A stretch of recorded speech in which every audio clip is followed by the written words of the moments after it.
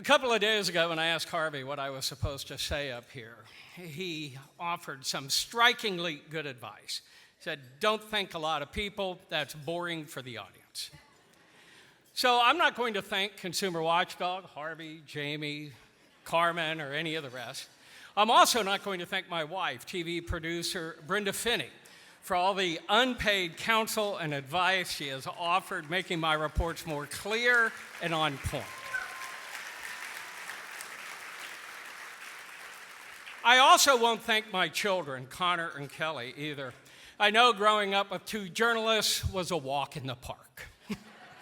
I'm also not going to thank TV producer J.W. August, who was recently recognized for an investigation into rogue police officers. It's on PBS. It's phenomenal.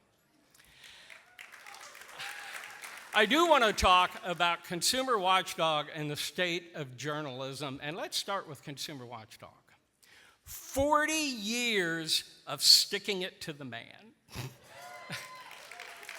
It's amazing. It's amazing. One of my favorite quotes from Harper Leaves to Kill a Mockingbird is when Atticus says, the one thing that doesn't abide by majority rule is a person's conscience. To me, that goes to the heart of Consumer Watchdog's incredible success. We all know that Harvey, Jamie, Carmen, and all the rest are very good at the good fight. But they are equally good and don't receive enough credit for poking the conscience of those only involved, I should say, on the fringes or not involved at all. Now, the unscrupulous know what they are up to. They hire paid liars to hide the truth in facts, in blankets of statistics, in true expected outcomes, in a haze of this is how it has always been done, and society can't afford the cost. Well, when Consumer Watchdog shows up pointing out there may be a problem with that thinking, government and businesses often blink. Now, they rarely backtrack, but they blink. And it's in that split second, what physicists call a jiffy, there is real power. Consumer Watchdog exploits that to take a fight from a closed office into the light of day. Gonzo journalist Hunter S. Thompson nailed it when he said, I have a theory that the truth is never told between the 9 to 5 hours. Looking back at when he wrote that, it now seems like a time of innocence.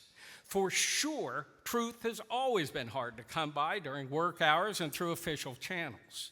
But now with many businesses and government leaders actually hiding their work phone numbers and only socializing in private clubs so that you and I are nowhere near them, the truth is often never spoken, no matter the hour, and certainly not to a journalist.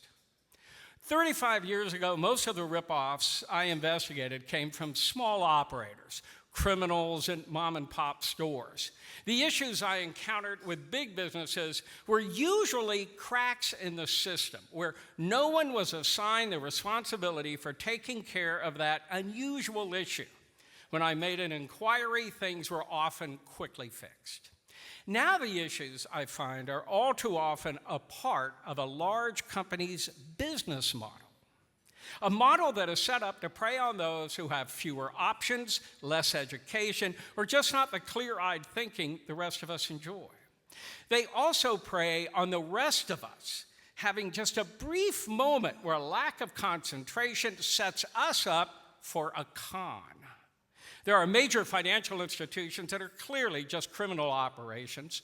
They've been caught and prosecuted so many times and paid millions in fines, but they are still in business and they have customers who stay with them.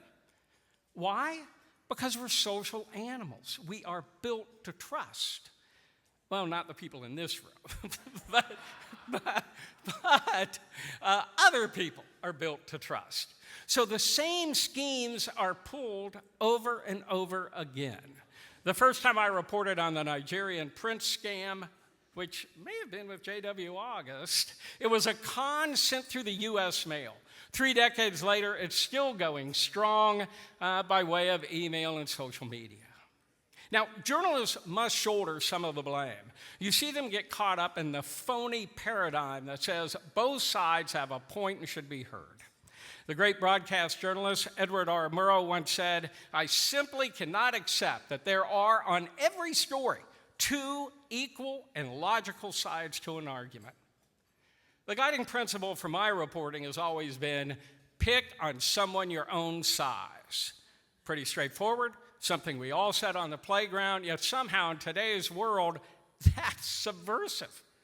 Last week, I attended the annual Investigative Reporters and Editors Conference. Every year, the first day's conversations revolve around who has been fired for doing their job, and there's always a bunch of them.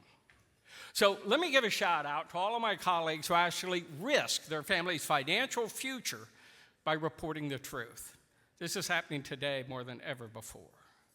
In today's world of disappearing newspapers and shrinking staffs, we also lose great investigative reports because real journalism is expensive.